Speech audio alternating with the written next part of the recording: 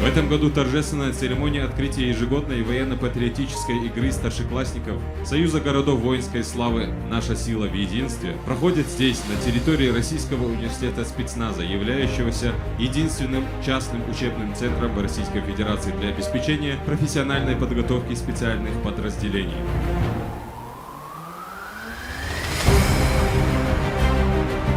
Наш первый президент, герой России Ахмад Хаджи Кадыров, дал адрес по бульдозеру, всегда говорил, что важно дать молодежи возможности для развития в любой сфере, в науке, в образовании и спорте. Сегодня, благодаря главе Чеченской Республики, герою России Рамзану Ахматовичу Кадырову, в республике созданы все условия для того, чтобы подрастающее поколение имело возможность проявить весь свой потенциал. Уверен, что участники покажут хорошую подготовленность, единство, сплоченность и волю к победе. Желаю вам успехов и удачи. И годную военно-патриотическую игру старшеклассников «Наша сила в единстве» объявляю открытой.